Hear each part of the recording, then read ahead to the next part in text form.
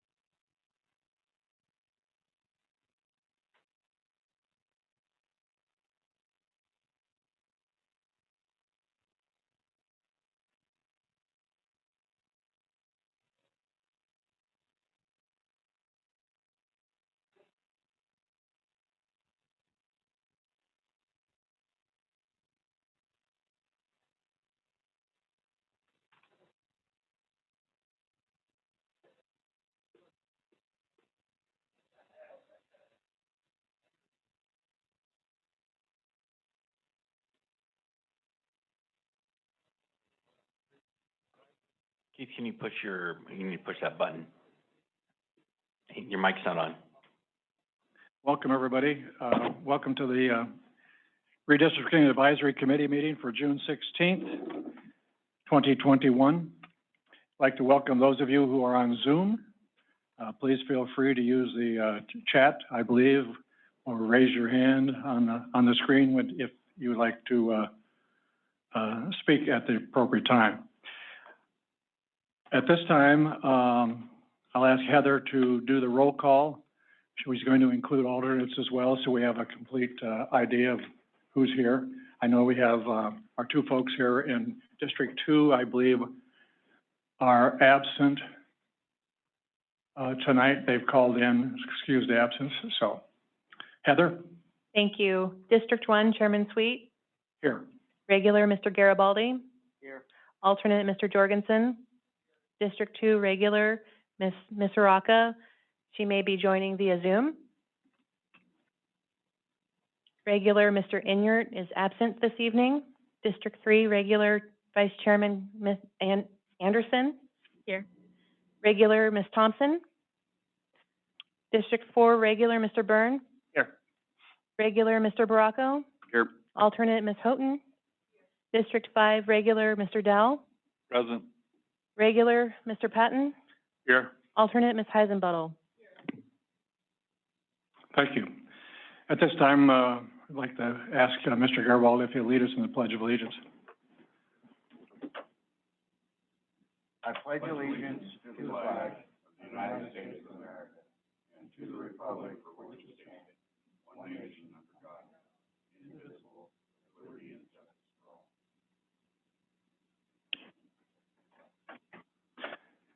I'd like to remind everybody that I believe masks are no longer required in this room, but if you wish to wear one, please do so if it makes you feel more comfortable. Entertain a motion to approve tonight's agenda. So moved. Seconded. Moved by Garibaldi, seconded by Byrne. Are we going that way again? I think we both said it at the same time, so it's fine. That's fine. Okay. There's no race. Mr. Riley, are we required to do roll call votes, or can we just vote? You can just vote, and if everybody is in agreement, then she'll list it. If usually what we do is we just if it passes, then you list those who voted against. Right. Okay. All in favor? Aye. Opposed? Opposed? No opposed? Abstentions? None? Good. Approval of the May 19th minutes. You all received them from Heather. The email. I move for approval. I second. Have a motion for approval and a second. All in favor? Aye. Opposed? Abstention? Okay, we'll move on. Public matters not on the agenda. We'd like you to limit your speech to 5 minutes or less. Anyone in the public who would like to address this commission? Seeing none, hearing none, we'll move on. California Citizens for Redistricting. They contacted the Mr. Eiley, and do you hear from them? I have requested that they present to the joint meeting between, this committee and the board. Well, that's good. That means we have one less item on our agenda. We can move forward. Community interest outreach form. We've had several discussions regarding a survey and a flyer, and we disseminated some of that information to you. I'm going to turn it over to Katya, and she'll lead this discussion. I would like, if at all possible, that we leave this room tonight with a completed survey and a completed flyer, and possibly some additional comments with respect to our ideas with respect to outreach, so that when we have our joint board meeting, we can at least present to the board that two things that we've accomplished thus far. So, Katya. Okay, good evening, everybody. Heather, can you please put up the community outreach form up on the board, please, the flyer? Just one moment.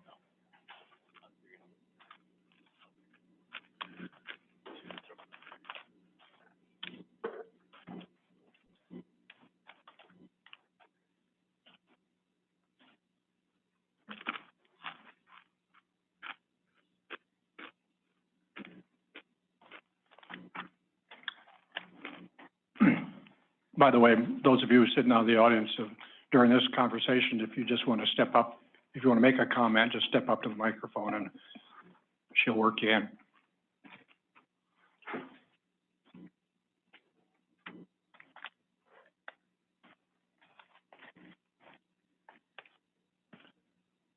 You want to start with that one? She got it up, or? Yeah, that's great.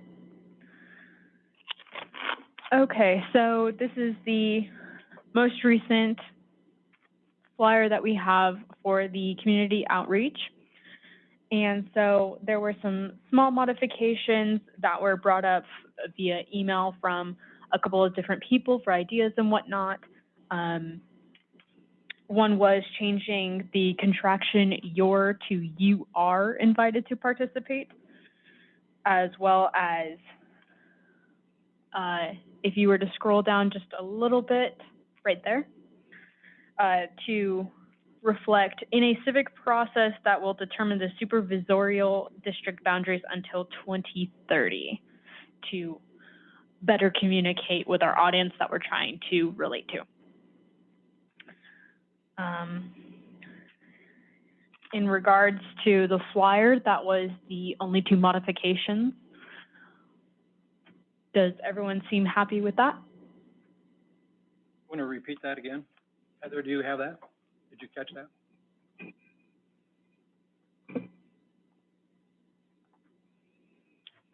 I apologize, I did not. If you could please repeat yourself. And in addition to that, we do have some audience members that would like to speak via Zoom. Okay, great. So just wanted to change the contraction "you're" to "you are," as well as the subtitle that reads, will impact the 2022 elections, and instead reflect in a civic process that will determine the supervisorial district boundaries until 2030. Thank you. Okay. Are we taking any Zoom comments at this time? Yes, of course.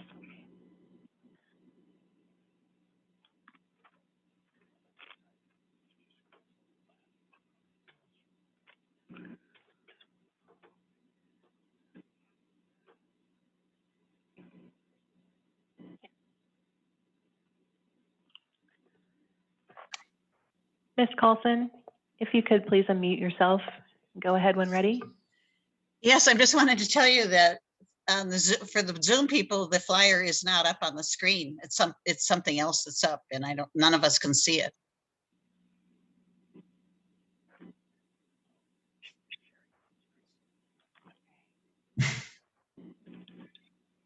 Yep, I see the problem. We will get that fixed really quick. Thanks.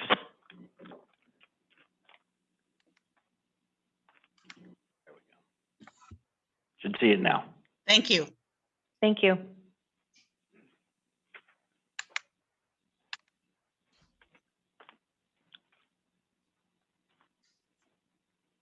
Are there any more questions? None at this time. And nobody from our audience here today? We do have another question. Ms. Evett, please go ahead when ready. You can unmute yourself. Mute. Hi, I was just going to recommend that instead of using the word impact, you use effect.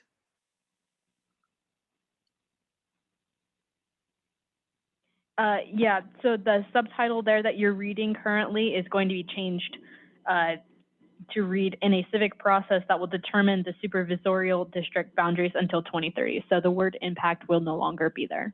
Very good, thank you.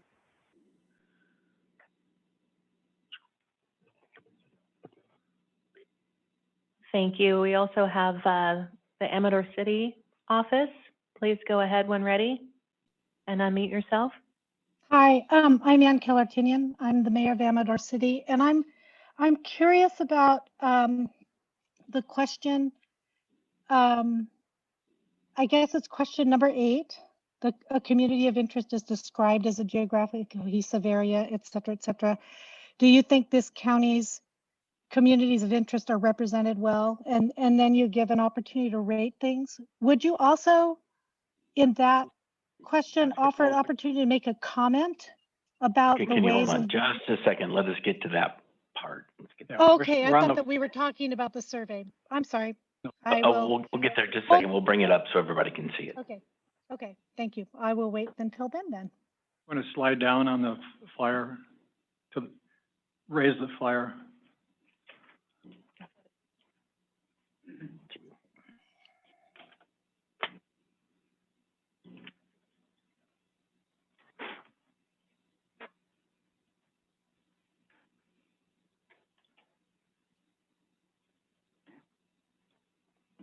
I want to see the bottom of the flyer.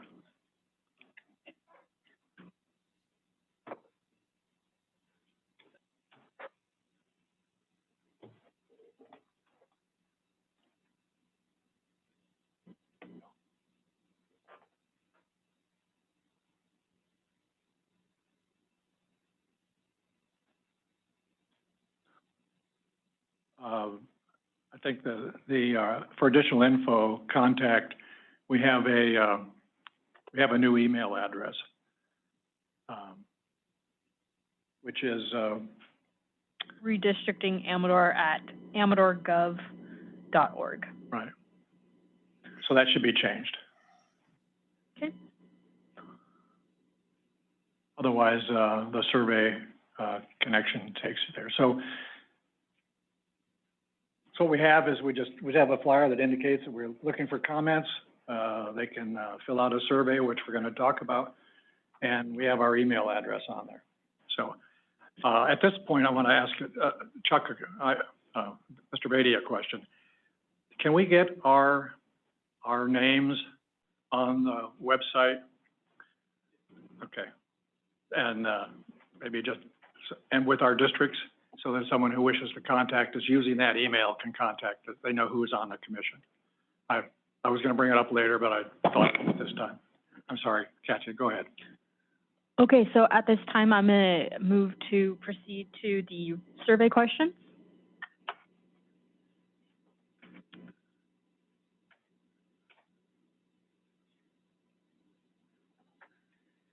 Okay. So the first, it looks like the questions on the board, numbers 1 through 8 and number 10 were our original questions, and 9 and 10 have been added since. Does everyone have a copy or can see the questions? Yes, this is what's being shared right now, that Word document.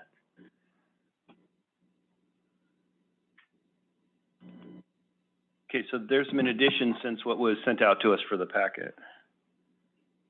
These, What's in red were suggestions that were turned in by committee members, oh, okay, and Heather just typed them in there. Perfect. So that we Okay, didn't thank have to have another piece of paper in front of us. thanks. So regarding these additional edits, how do people feel about that after finish reading? Beginning with question number 6, please. Well, I think it ought to just be dropped. I don't think it really helps us. No, I think that's the point of whoever. Yeah, no, I saw that, yeah.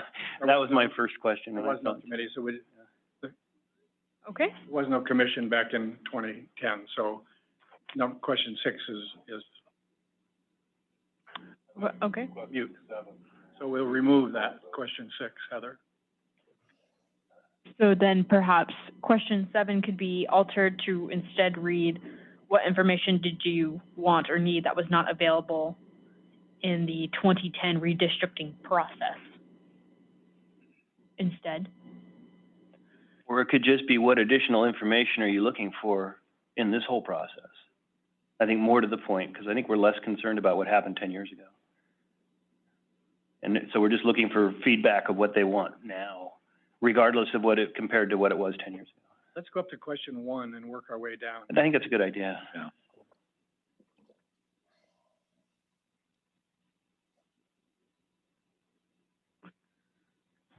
I think a question might be, it might be a little meta at this point. What are we trying to get out of this questionnaire? What is the information that we want to get from people who are filling it out? I'm not certain I'm getting a good feel for what we're actually looking for. So what we were mostly looking to understand was if there was any communities of interest so that they were not being overlooked. And I was also including a general analysis of questions about the redistricting process in itself. That way, we're not only focusing on the communities of interest, and that we get a entire field view of what's going on. Okay. If you look at, there's quite a few community of interest surveys out there, and I ran a few of them by this one, and this one is pretty much compares pretty well to most of them. It has a similar kinds of questions. I think the first question, I can't speak for the committee that developed it, but we do want to know if the person's, if we're taking any tallies of things, we'd like to know if you're actually an Amador County resident versus not, I would think. Could you, sorry. If I may, committee members and members of the audience in attendance and also via Zoom, if you could kindly state your name when you speak, please. Thank you. Yeah, this is Ann Kellertinian Yeah. again. For that question, could you also add, if you're not a resident, what is your association with Amador County? So for example, it could be a business owner, or it could be a part-time person. Good point. So are you suggesting to get like a better analysis of who is taking our survey? Right. I feel like you want to separate people who have no interest in Amador County from people like, people who maybe just for whatever reason trying to influence the outcome of the survey, from people who do have an interest, who are like for example, if they are business owners, or they spend a significant portion of their time here, but they're not full time. So if no, this is key, sweet. Yeah. So if no, what relationship do you have to Amador County? Yes. Okay. Have that, Heather? Okay. We have another hand up too.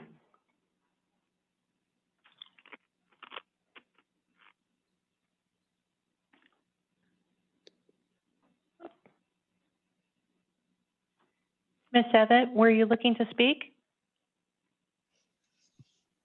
I'm sorry, I forgot to take my hand down, and I have done so now. Thank you. Okay, we do have a question here in the audience. If we could, Ms. Effett was, I believe she was ready to go, right? Oh, sorry. That was inadvertent.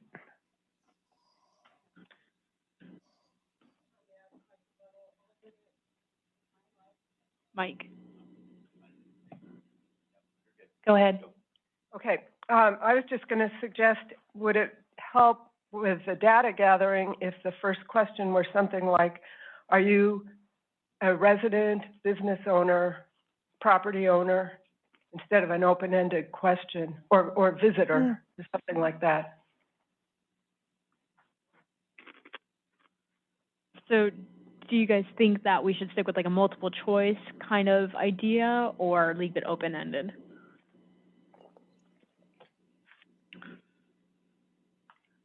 Pretty neutral, it looks like. Okay. I guess, Andy Byrne here, I would be wondering, is this being mechanically tabulated?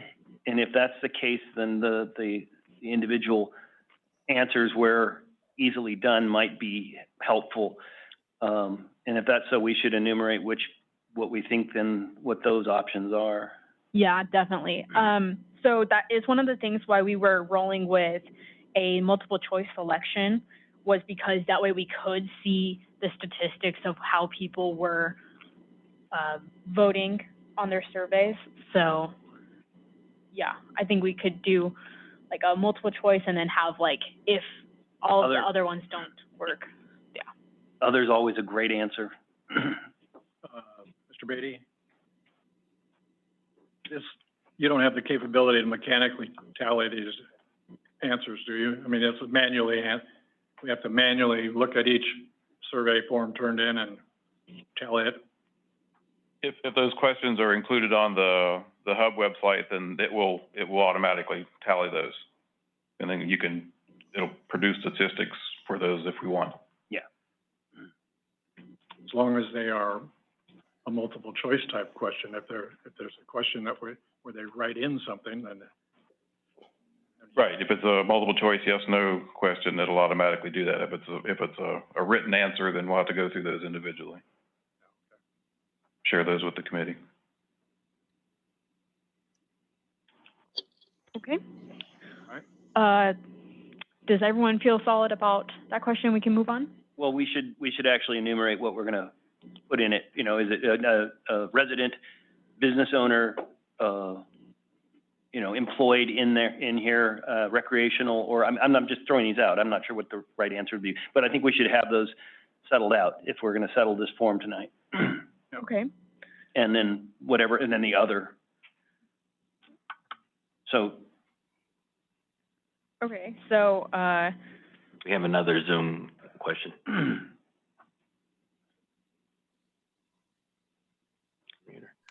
Ms. Carlson, please go ahead when ready. Yes, I was wondering if are you going to allow more than one answer to these, or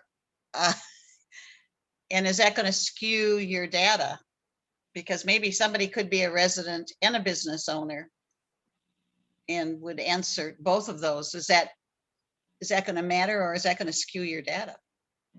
so they would only get the choice to choose one. So if they choose yes, that they're a resident, then that would encompass everyone from the Amador County. And if it is not a resident of Amador County, then they'd be like a business worker who travels into Amador County, for example, to conduct business, or a vacation home owner who comes up to visit, kind of thing. Okay, thank you. I think that's going to be true. You're going to have to say that for all of these, though. Answer just once, just as you go down. This is Tom Patton, District 5. Would it be germane to ask them if they are registered to vote in this county? Andy Byrne here. I don't think that's germane, because this is a districting issue is based on population, not on registered voters. Okay. We do have another Zoom member who would like to speak. Ms. Evatt, please go ahead when ready. Hi, thank you. I was just piggybacking on Ms. Carlson's comment that you might want to have question one become two questions. One is, are you a resident of Amador County? Yes, no. And the second would be, if no, what is your relationship to Amador County? And have that be multiple choice. I agree with that one, Andy Byrne. That relationship would be homeowner, business owner, employee. Yeah, yeah. Pardon? So you're right. I'm sorry, recreational visitor may be another one. Sure, okay. Hi, Rebecca Brown. When I look at that first question, it seems to me that you can do the resident, like we talked about, yes or no, but it could imitate something as a point number two that's similar to what you have up here, like how did you learn? City website, county office, friend, newsletter, so you can list those things. And I do think it's of value to find out those characters, characteristics, and whether it's a business, a landowner who's not living here, part-time resident, et cetera, that's valuable information. So you might not want to pass on that extra info and use the same pattern that you've been doing for 2, 3, 4, 5, 6, well, 5, that kind of style. Just a thought. Mm-hmm. Thank you for your input. And this is Ann Keller-Tinian again. Another sort of off of what Catherine said and also what Rebecca suggested. You could say, it could be a simple multiple choice question. It could say Amador County resident, non-resident business owner, non-resident property owner, non-resident recreational user, so that there's categories that show that you're, you know, a non-resident. You could do that in one question. Thank you. You got that, Heather? Okay.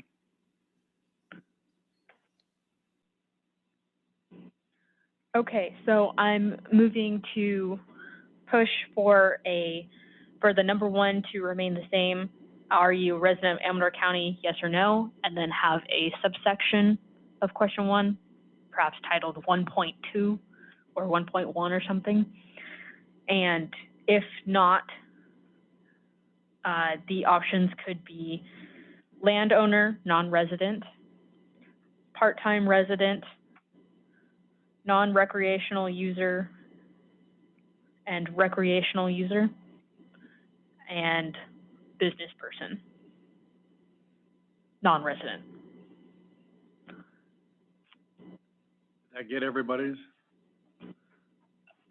Andy Byrne, I think other would also be appropriate if somebody wants to come off the beaten track on that one. Sounds good. Okay, moving on to question number 2. How did you learn of Amador County Redistricting Advisory Committee meetings? Does anyone feel that one should change? If in what way?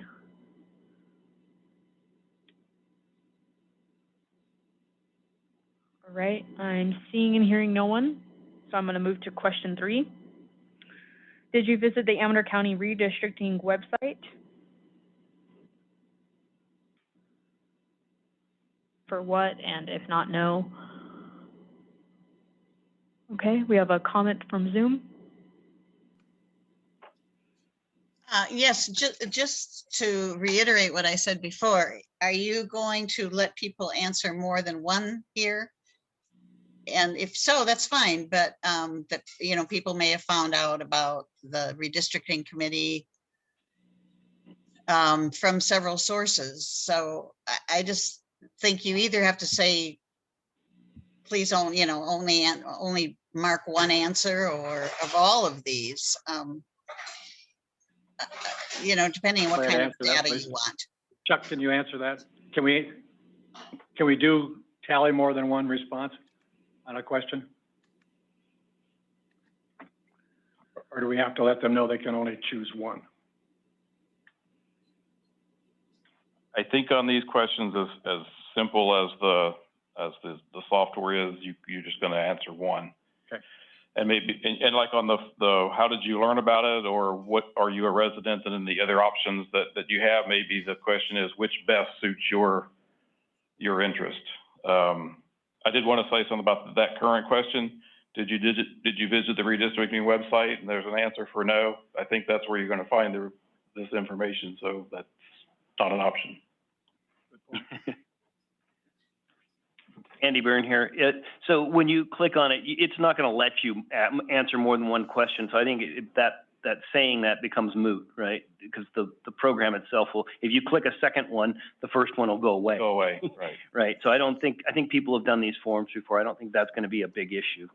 And if they want to, at the end, they can write down what they didn't say, because we can have it as, for other information.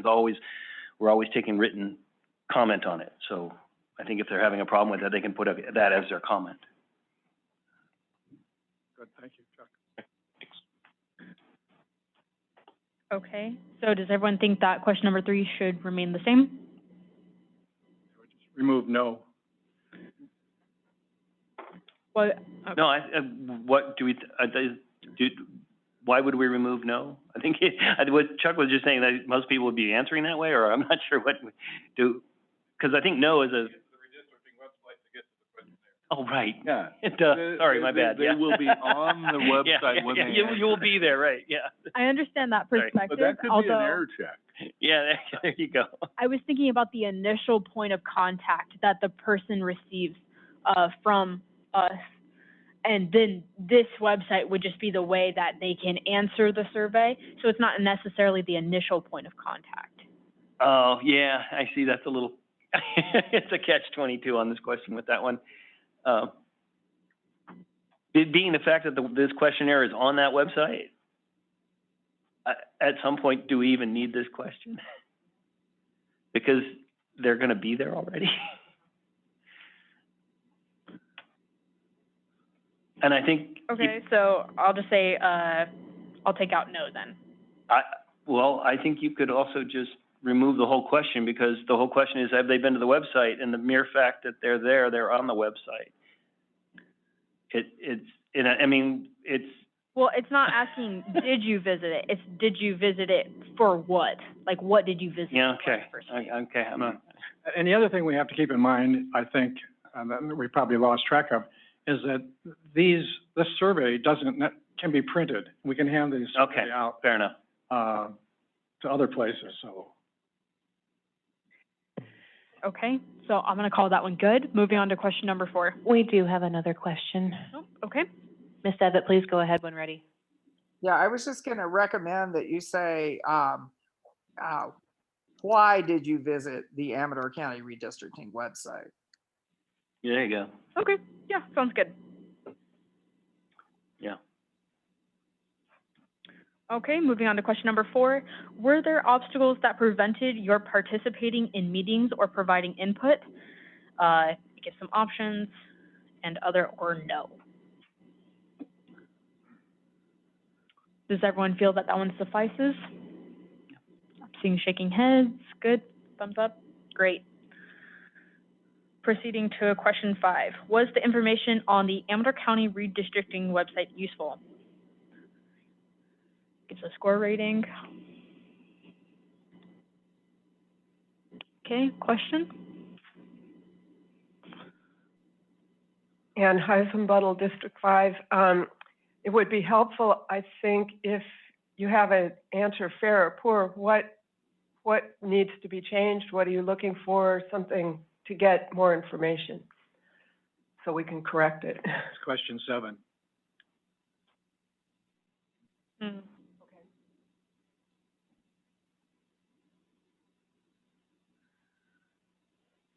Okay, any other input?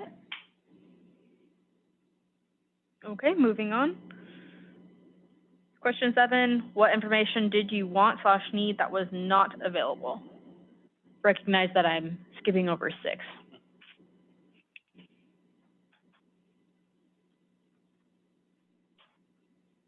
we removed 6. Mm-hmm. Yes.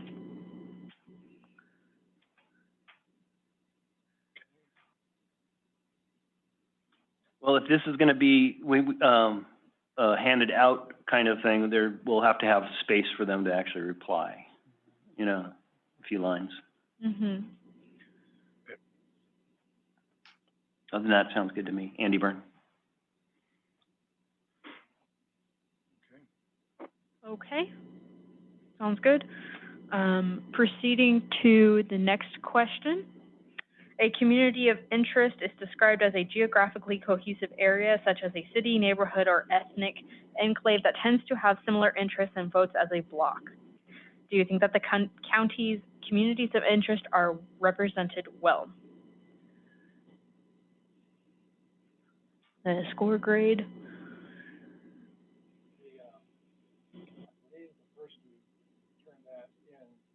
You're not on your mic. Keith Sweet, I think the person who turned that into us is suggesting that we remove the italics sentence and replace it with, how would you describe your community of interest? I agree. Andy Byrne, I agree with that. We're not grading how our representation's working. We're looking for feedback on how these groups can be included into the redistricting process. So the description would be really good.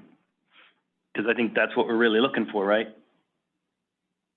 This is Tom Patton. I'm interested in knowing where are we informing the public on how to create a new community of interest?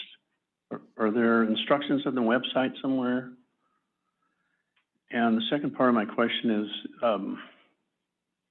would be part of that process is, are we as a part of the advisory committee in conflict of interest if we wish to proceed with one or lead one? Would that be a conflict of interest if I wanted to do one? I'm not sure what your first statement was in having to do with community of interest. Could you say that again? How do we create or recognize a new community of interest? Well, I'm not sure we're talking about new community of interest.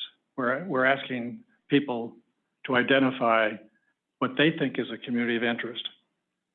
It doesn't necessarily have, it doesn't have to be, it might be new. I mean, they might be coming up with a combination of something that no one else has ever thought of, but when we're talking about community of interest, in general, our website has some verbiage on it that identifies kind of what community of interests are. I mean, the city of Jackson is a community of interest. Mm. Okay, we have suggestions from people that have said that Pine Grove is a community of interest. River Pines is a community of interest. Ranchers in Ione are community of interest. You know, so those are kinds of we're not trying to invent new community of interest. We're trying to identify what those are that are already here. Okay, so what is the process for identifying that?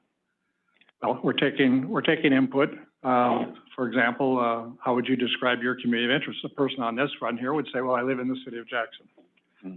Or the next person would say, "Well, I'm a grape grower, and I think all the grape growers should be within the same supervisorial district." And that's their suggestion. And we have to decide how we want to do that. So a community of interest is not a formal entity? No. Is that what I'm hearing? No. Okay. I mean, the community of interest is a group. It's an association. It's I'm at a loss for all the different kinds of descriptors that could be a community of interest, but is it? And for that reason, that's why we put that definition into the question, because some people don't fully understand what a community of interest is. So this helps aid them in understanding the question. What would be the difference between a community of interest and a CDP? A CDP is a community. Yeah, it's one of them. It is. And so on all these maps, there's a lot of CDPs called out. Right. You're those are all Lockwood. community of interest. Okay. So if we wanted to create another one of those, how would that get recognized? I mean, there must be some process for making that happen. Well, It doesn't just happen out of You're talking about The ether. creating it as a, census designated area. There, you can be a community of interest without that cachet, so to speak. The census, the feds determine, census designated areas. We are going to determine community of interest beyond what the census has, decided and beyond the, If you could move to your mic, please. oh yeah, and also, beyond what the political boundaries are. Okay. So it's up to us. And there was actually All right, well, email here, I I see. don't want to tie up the whole agenda here with that question, but Yeah, sure. I think it's the nut of what we're doing, too. I know it's not going to mean easy answer. When all is said and done, I mean, we're going to end up with 5 communities of interest. Well, no, we'll have plenty. A district, We'll have 5 districts. pardon? We'll have 5 districts, each one is a community of interest by definition. Yeah, but Yeah, each absolutely. district could contain more than one community. Absolutely. And we'll They will. probably end up splitting several communities of interest just in the course of having to draw a line somewhere. So, but will be part of the public input in our discussions moving forward. It was recognized by Gary Reinl about having some of the communities of interest. He listed like Amador City, Amador Pines, like Buckhorn, Wandering Hills North, Woodland Road, Running Gold, like just like different areas that seemed cohesive geographically. And he also included communities with like road and landowner associations in an attempt to help keep them together. So I think that we do have the ability to make sure that communities of interest are maintained and upheld. That way they're not being overlooked. Of course, we'll try our best. This is Ann Kellertinian. For this question, I think it would help if you're asking people to enter their own response to give some examples like the ones you just suggested. Because if I were to say I'm going to describe my community of interest, I might start describing the activities that the people do here, their personal characteristics. It's really more which community of interest do I most identify with. So that's. So you're suggesting giving a couple of examples? A couple of examples. Yeah, I think that would be really helpful. And it could be something like, e.g., Amador City, Pine Grove, Running Gold, Lockwood, some of the various, so that people could see that some of them are cities, some of them are, population designated areas, some of them are homeowner areas, some of them are business entities. So I think that would help. Yeah, we do have in the question, we have like recognizing that it could be a city or a neighborhood, et cetera. You're suggesting that instead of just labeling it as that, instead saying more specific ones like, for example, Red Corral. Ms. Kellertinian?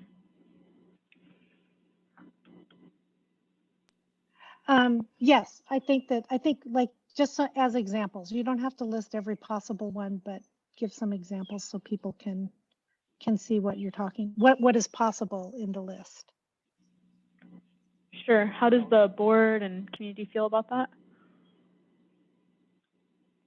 Well, we could put such as city, parentheses, Jackson, neighborhood, parentheses, River Pines, ethnic enclave. I'm not sure that do we have any? Like a church affiliation? No.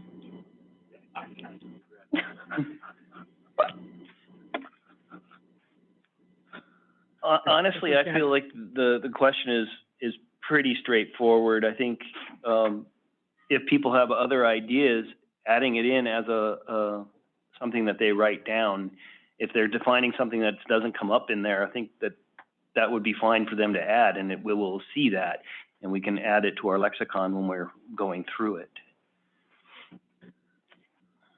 You do have another comment via Zoom. We also have someone at the podium. Gary Reinl. I'm really interested in what that sentence says about what is a community of interest. I believe it is not exactly what it says in the state law, and where it says, and votes as a block. Yeah. I believe that's the part that's not in the state law. I don't think there's any community in this county that votes as a block. So, thank you. Ms. LeBanco, thank you for waiting. Please go ahead when ready. Hi, Jamie LeBanco, District 5, Fiddletown. Thank you for taking my comments. I'm curious, I mean, I would argue that we do have an ethnic enclave in District 5 when it comes to our Hispanic community. And I'm wondering if this survey is put out in both English and Spanish. And I'm sorry if you guys have already addressed that. And then my second question was, if we're going to give examples of what a community of interest is, I would encourage you to include ag. Thank you. Include what? Agriculture. Wayne Garibaldi, City of Jackson. I agree that that voting as a block probably doesn't add anything to this in terms of that. But the other thing that Keith and Jamie both have brought up is we say neighborhood, ethnic enclave. We might want to say something about economic interest, just because that can be defined geography wise, like the Shenandoah Valley. This is Andy Byrne. When we were watching those webinars, the one thing they were talking about, there are lots of communities of interest that people can put forth. They may not be mappable, and that's okay. We just won't be able to map them. But I don't think we need to short that as far as having data come in as people considering those things. I think it's just extra data that we won't be able to use. But and I agree with the voting block thing that needs to come out. Whatever examples, I think that's fine. I like the idea of the economic connection.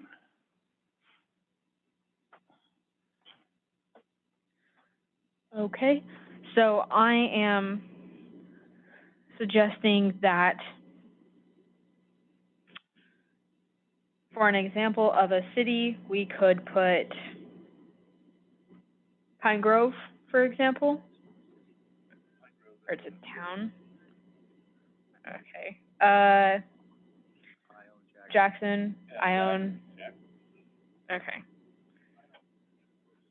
Are we all in agreement that we want to have specific examples, like, Your mic is off. Andy Byrne, I'm not so sure we need specific examples. I think a city is pretty straightforward. I think a neighborhood, if somebody wants to name their neighborhood, they can choose that, and they can choose, however they would name it. Some of them are by road names. Some of them have subdivision names. I think these are pretty straightforward. I don't think people would have a hard time coming up with an example in their own head for a city or a neighborhood. The ethnic enclave is a little trickier, and I don't know that I could come up with an example for that in our county. And if you're going to have an example for one of them, you should have an example for all of them. So I'd be more inclined to leave the examples out. I think it's pretty straightforward. I appreciate people wanting real specifics, but we're looking for the input being from somebody else's specificity, which I think would be helpful for that information to come in from individuals filling out the form. Yeah, this is Bruce. I agree with Andy. I don't think we want to slight anybody by suggesting or putting our values on what they consider to be their community of interest. Okay, great. I originally agreed because that's why I didn't put it in there in the first place. or we agree that we would. Your mic. Sure. Your mic. Chairman Sweet? You need your mic on. Oh, Or not, it's your mic. I just wanted to point that there's a lot of things you can find online about what's a community of interest.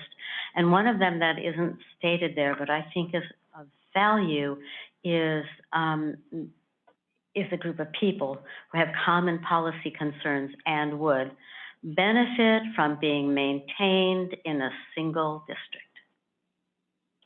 I know we're gonna have divisions, but you know how we are.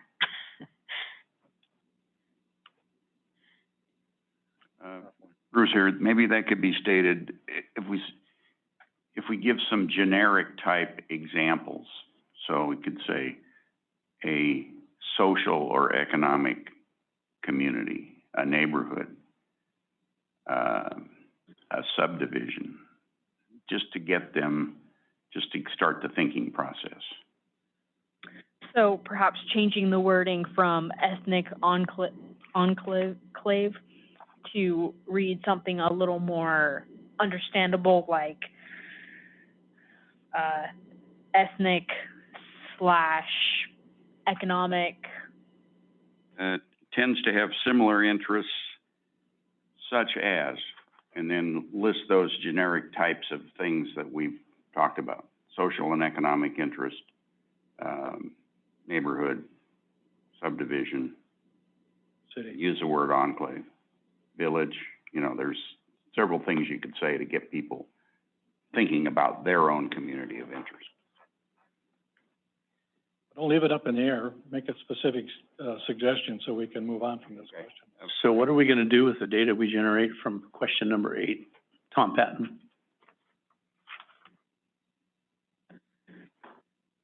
If I may, Andy Byrne, it's the list that Gary put up, which is a very specific list. And what we can start doing, which is part of the next step that I was going to suggest, would be mapping those into the system, literally putting little red lines on a map, so we can see at a glance how people see communities of interest in a map form. And that'll help us when we get to the point of drawing lines with actual numbers. So even if you get it down, one of the suggestions on Gary's list was dead-end roads, because that dead-end road, those people all go past each other's homes. They may not even be friends, but they are a community of interest. And if you suddenly draw a line through that, then you're splitting that community distance. That's what we end up with. Like Pine Grove has lots of neighborhoods that have multiple supervisors in it, and so that's something that I came at this from, is trying to prevent that from happening with this next division. And so if we can get those drawn in on a map, we'll be a lot closer to be able to draw lines that are less likely to split places. If that answers. Yeah, that's good input. Thank you.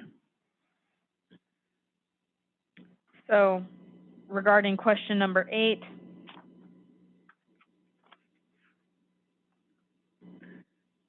so the end could say ethnic enclave that tends to have similar interests, such as economic policy and social standards, or something of the sort.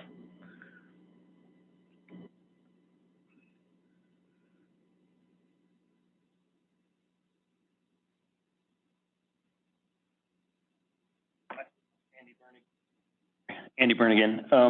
I think we could do something like, you wouldn't even have to use ethnic enclave. You could just use groups that have similar interests in economics, agriculture, for example, economics, agriculture, and pick a couple more. That would be that, or ethnicity could be one of them also. So just putting it in as groups from there. Or so with the sentence right after neighborhood, when it goes, or groups containing ethnic, agricultural, or other or economic interests that would prefer to be undivided. I'm not a great wordsmith. Consisting of instead of. Yeah, there you go. Groups consisting of, yeah, that's it. Not okay. Groups consisting, for example, economic, ethnic, agricultural interests. Yeah, social would be another good one. Okay, so in the end, I have or groups that tend to have similar interests such as ethnicity, social, agricultural, or economic interests. That sounds good. Okay. Wait, sorry, Keith. Wayne Garibaldi Jackson. I have a bit of an exception to the last sentence in that. It says, do you think the county's communities of interest are well represented? Yeah, I agree. That's good. That's being dropped altogether? Yeah. Okay. Thank you. Yeah, and I think replacing it with that, the suggestion there is really good. And then giving plenty of room for them to answer. Good. I should have been looking at the screen instead of my copy. Okay. Moving on to this one I see up here on the board. If you wanted to add an area to your present or future supervisor district, what geographic area or community do you feel should be included and why? Don Dow, District 5. I think the first sentence should be, rather than add an area to your present or future supervisor district, I think it should be, if you want to add a community of interest to be considered in the redistricting process. I agree. I'd hate to get, Yeah. I'd hate to get stuck on this one. Can you please repeat that once more? I hope so. Let me see. If I wanted to add an area to be considered as a community of interest in the redistricting process, then the rest could read as it is.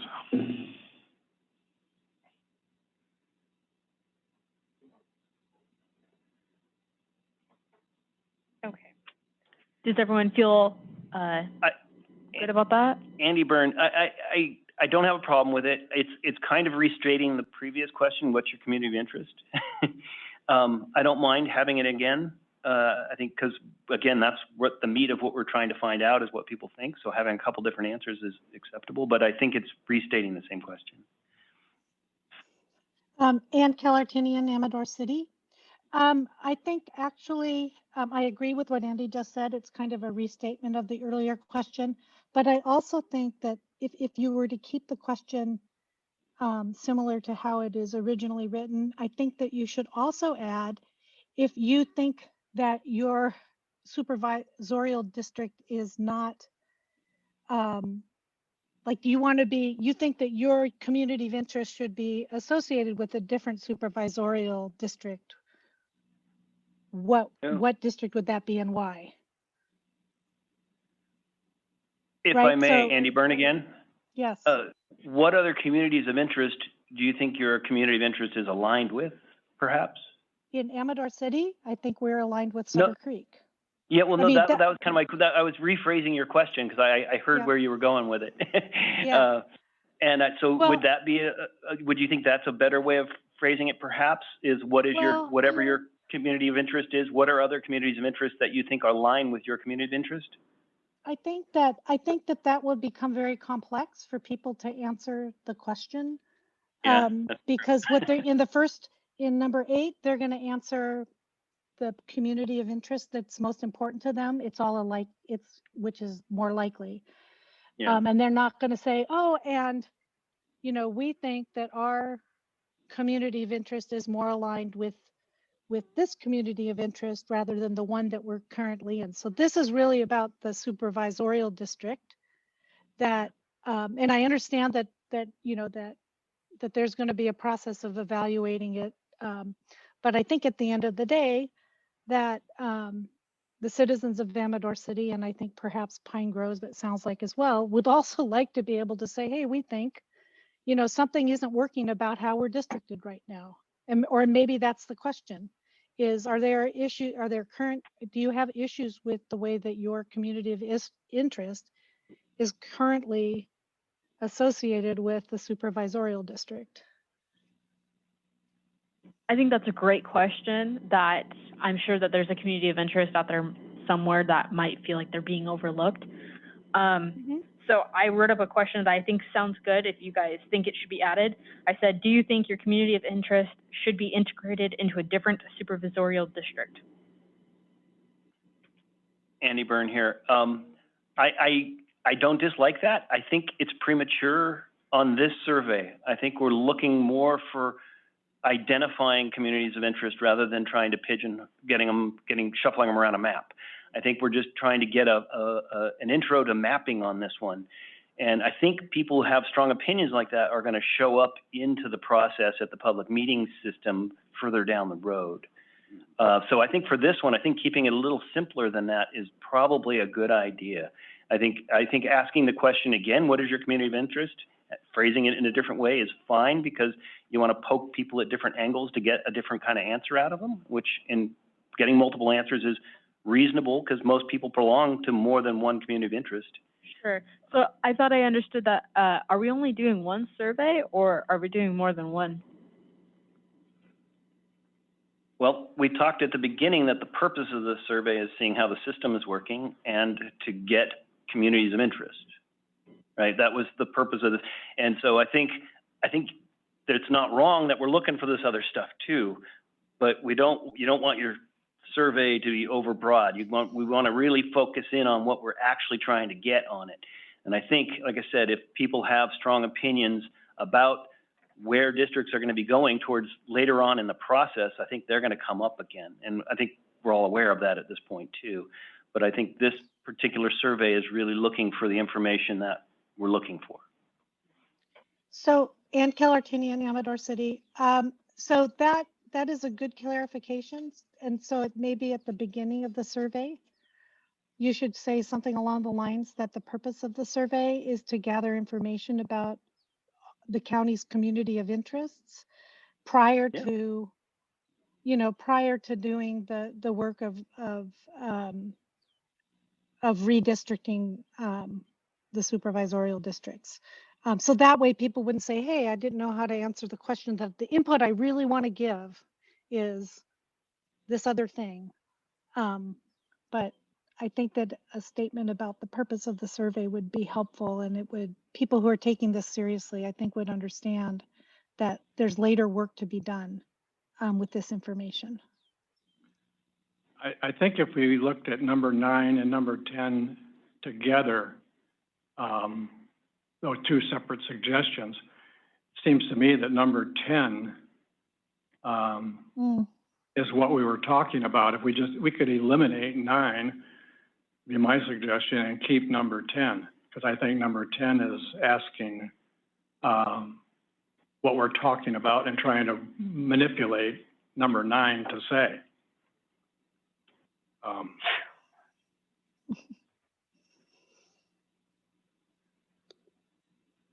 Yeah, go ahead, Andy. I wouldn't argue with that. I agree. But I do like the idea of putting it in the title of the survey that this is what we're looking for. We're looking for communities of interest, because that is the overall thing that we're actually looking for. We have a comment up here at the podium. Gary right now. Yes, I agree with some of the things Andy has said here, because I live in a landowner's there's a landowner association. We're split between 2 districts.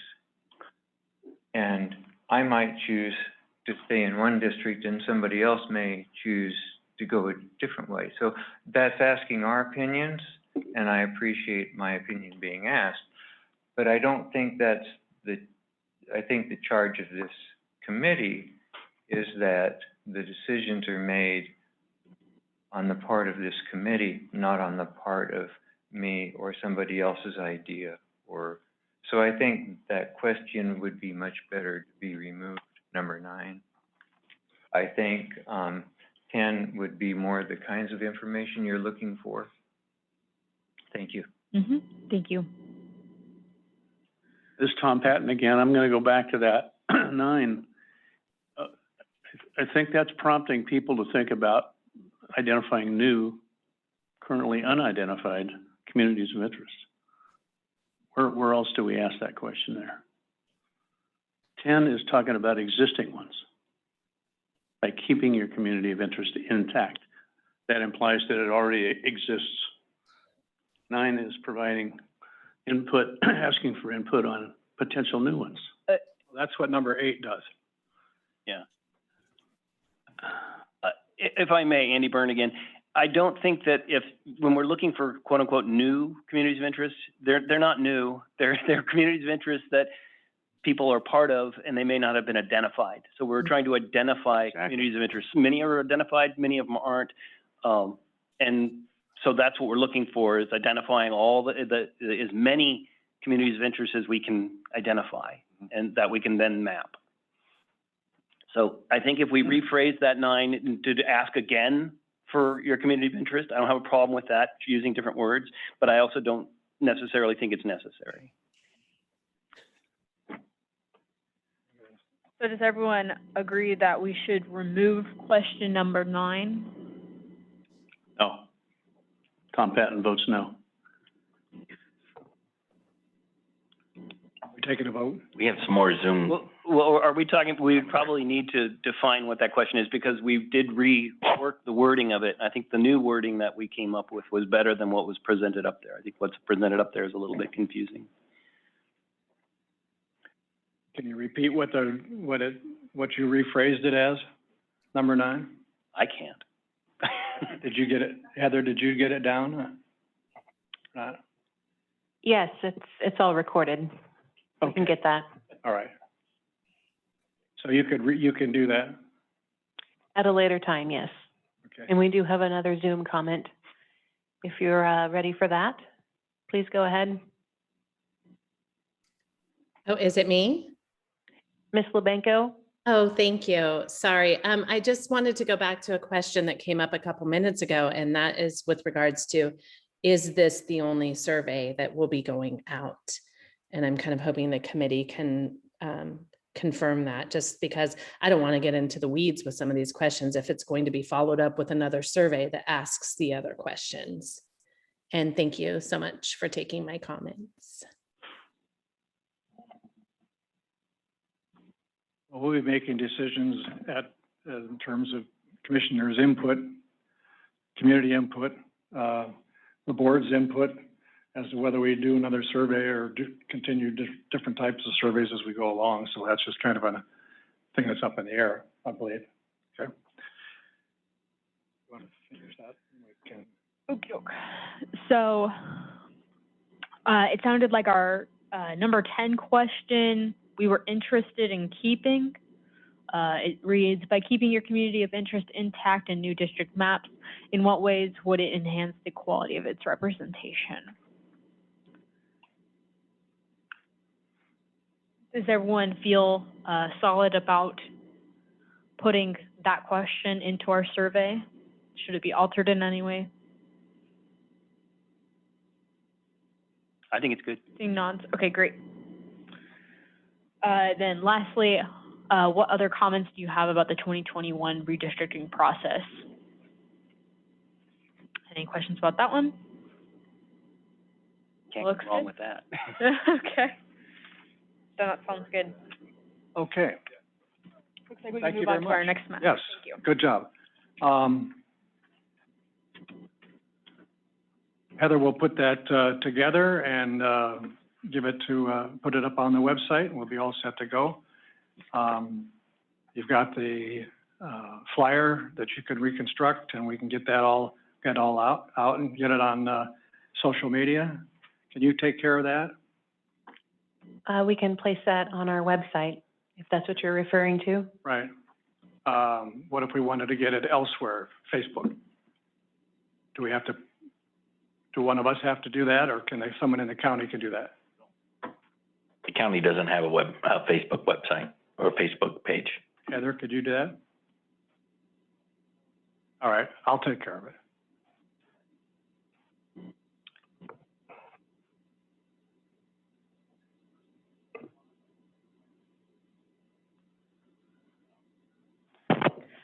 For now, we could possibly just place it on our website and then figure out where we can go from there. Yeah, you and I can figure out how we can get it to someplace else. Anybody have any suggestions on where to put it? Give Heather a call or send her an email. We also have another Zoom comment. Please go ahead. A quick comment, and I'll call Heather about this. This is Ann Keller-Tinian. I'd like to be able to post it on the Amador City website, and maybe other cities would be interested in doing that as well. Yep. anybody would be able to link to our website and get it that way. So any link on any other web page would be fine. Thank you. Actually, I think Is a Lockwood good would do segue that also. into our next item on the agenda. Website review. I hope you've all had a chance to look at the website. It changes every once in a while, so it's, and if you have any suggestions right now, we will entertain them. But can you put the website up for us, Heather, please? Or Chuck? The hub or our website? Well, let's go to amadorgov.org to start with.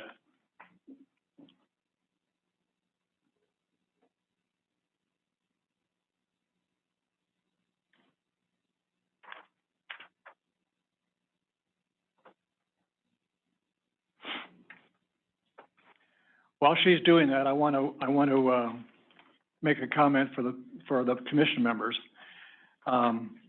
If you look at you had maps that were handed out to you in the first meeting, and I only use this map just to show you that the one that says block groups estimated 2019 population, and you have all those little tiny squares in there. All have a number in them in terms of the population. What we have and what the county does have in terms of data is 2010 data in each of those blocks. Bruce, Mr. Bracco, has given us some information tonight that kind of shows us that the 2010 population and the 2020 population from where he gathered it are not that distinctly different. So we could use conveniently 2010 data to draw new maps. The question that we've had all along is, how do we do that? Because, you know, I couldn't figure out how to get down in there and start adding them all up.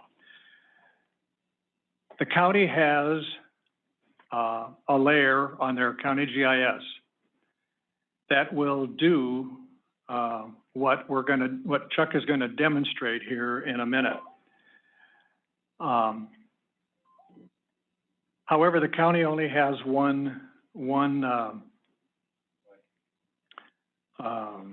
what's the word I'm looking for? License.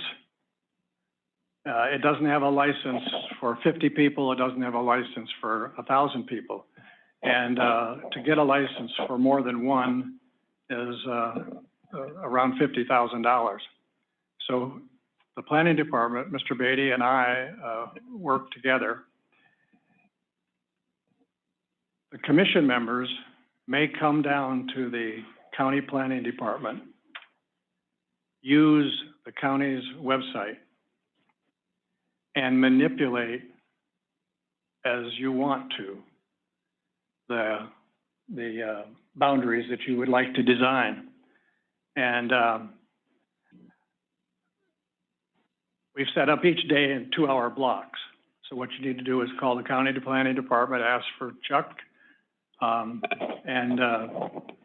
set up a time to come down. You'll get a 5-minute introduction as to what you need to do to get to where you want to go, and then you can save it so that you can come back and play with it again some other 2 hours. Feel free to bring your district partner with you, or a neighbor, or somebody else that's convenient. But please no more than 2 to start with, because we're going to be in their way as we're doing this. What Chuck is going to demonstrate in a few minutes, and he's getting it up here now, is a free program that's online. It's called District R. And I've requested that the county ask how much it's going to cost and whether we can upload Amador's data into this free program so that anybody in the county, as well as ourselves, obviously, can use it. It functions just like the county program does, and I wanted Chuck to demonstrate it tonight to show you, how it does in terms of tallying up numbers. You'll see when he gets to it, he's choosing California, now he's choosing counties. And the only two counties you got are Sacramento and Los Angeles as samples to play with. You can see it's broken down into the census block groups. And you can zoom in on it. Okay. So the way this one is set up, and we've asked District R to go ahead and provide Amador County's data. We did that last week. We haven't heard back, but I'm sure they're getting a lot of requests for information. So but we'll see what happens. Our internal GIS will do the same thing that this application does. So if you wanted to create districts based on census blocks and the population of those census blocks. Here we go.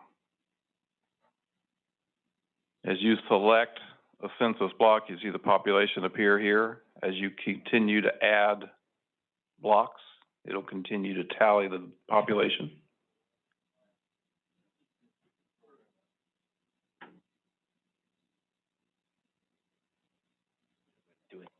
If you want to do it in mass, you widen your pen size, and you can just color away. And at that point, that small part of Folsom is larger than any of our districts can be, because I think our largest one is around 7,000 people, between 6,300 and 7,000. But our program works the exact same way. You can save that map, you can print it, share those with the committee members. They could be shared. You can copy those maps and share them through the Redistricting Amador email if you want. I submitted a request to them 2 months ago to add the Amador County data to their system, and hopefully you'll have better luck than I did. Yeah.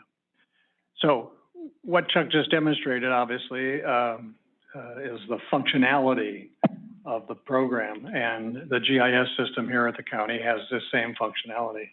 So you can come in, draw your maps, save it, decide you want to make a change, and then at our meetings, we can bring it up and you can share it and say, and then we can have a discussion over whose map we like best or whatever, or what makes some tweaks and suggestions. And that's what we start talking about, where the community of interests are, and where we, well, no, you split that neighborhood. Well, can't you keep it this way? So, so we're moving ahead, and I think that certainly gave me a better feeling for us being able to do something without having to manipulate the data like Stephanie was doing in the first meeting, where she'd gone all over the place trying to get something.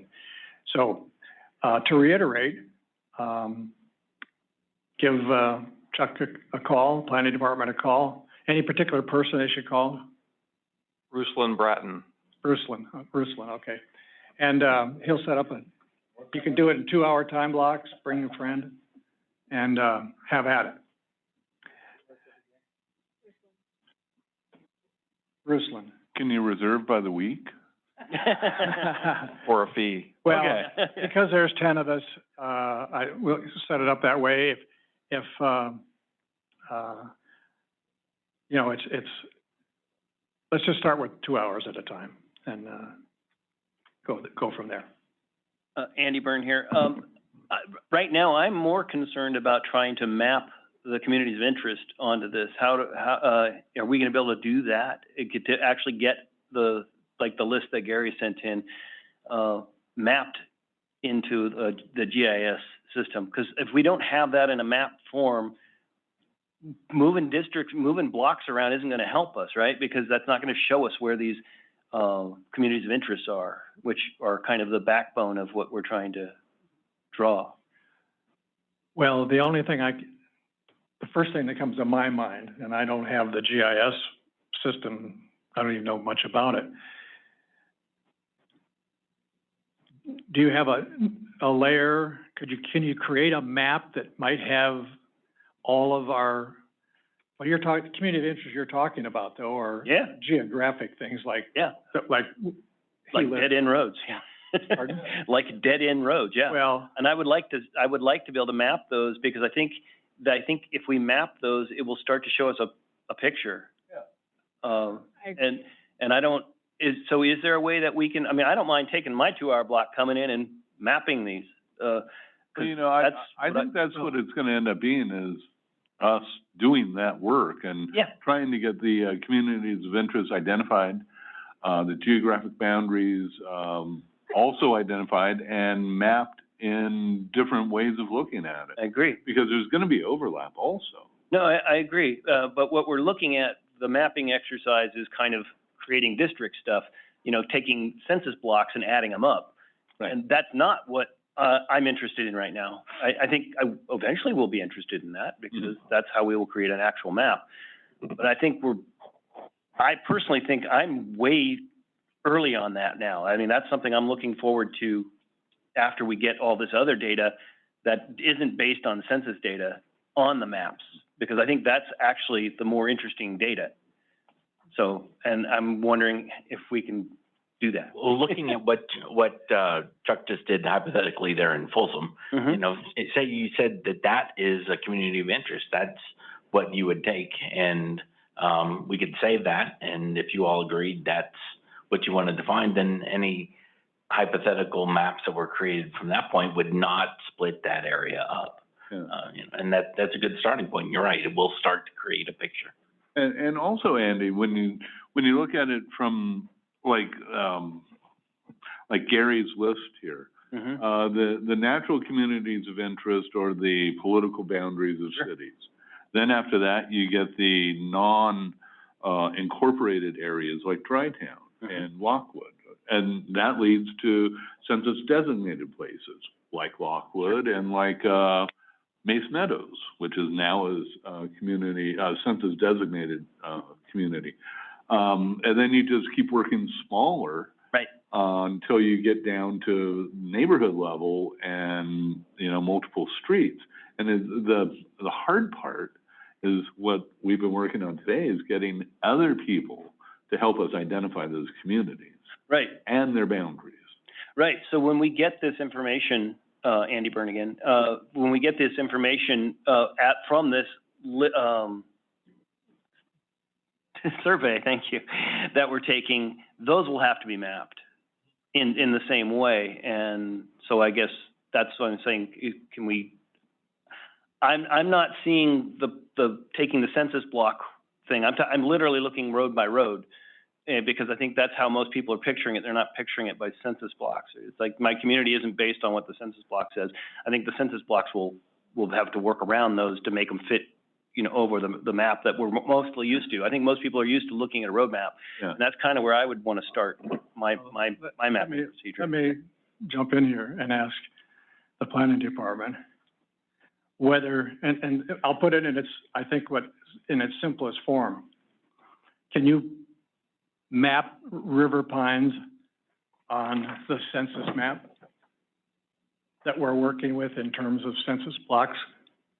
So River Pines is already a census designated place, so there's a census generated boundary for River Pines. Okay. That's not to say that somebody can't look at that map and go, well, it's not big enough. I think an area east or west of River Pines is part of that community.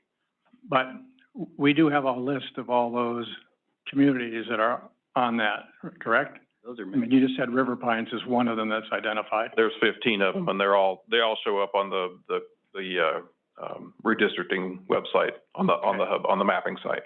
So, and Keith, that's a start. Yeah. Keith, the level of granularity in the census blocks is such that in just the town of Volcano, there's like 8 census blocks, and the St. George is one of its own.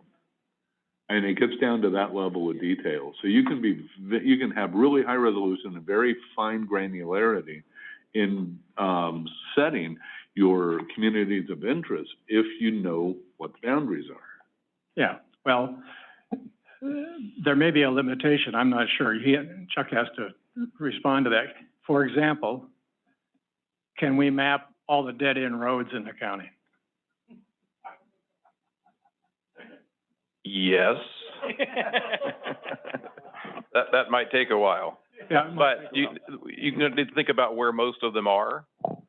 And I think most of them are upcountry, and those are likely going to be in one district because reaching two arms up into the upcountry is not going to meet the gerrymandering standard by any means. Thank you. So large clusters of them are going to be in similar areas, I think. Andy Byrne again.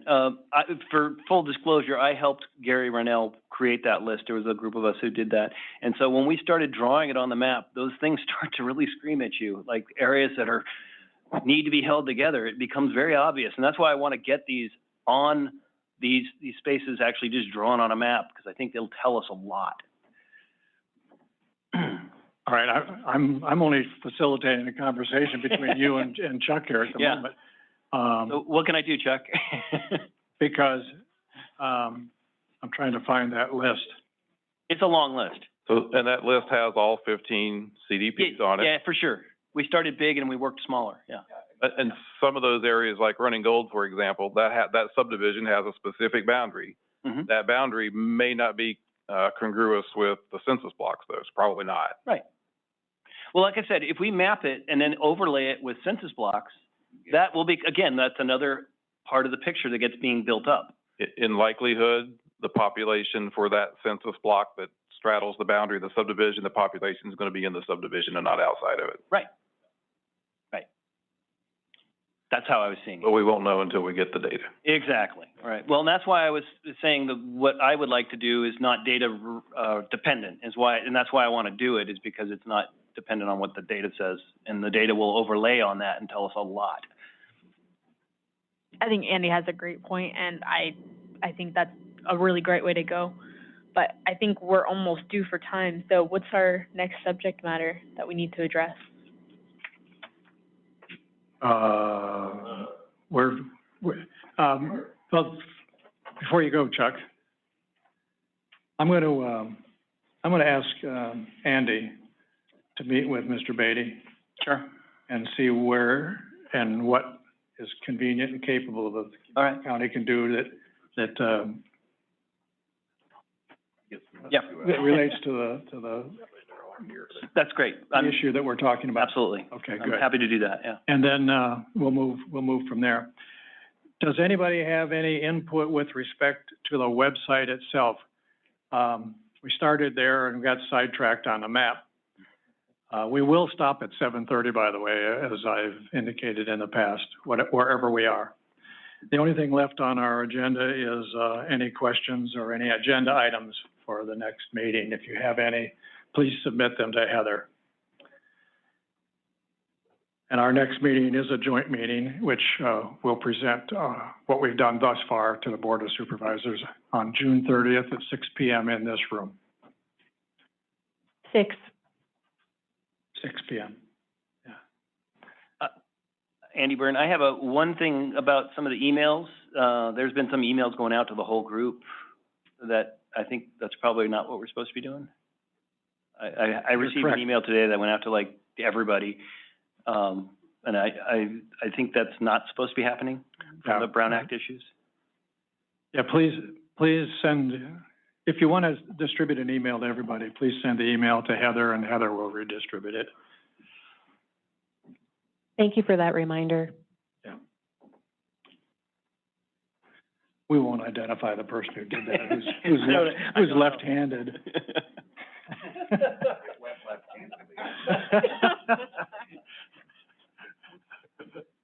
It also increases the reply all thing, which is just traumatizing my inbox.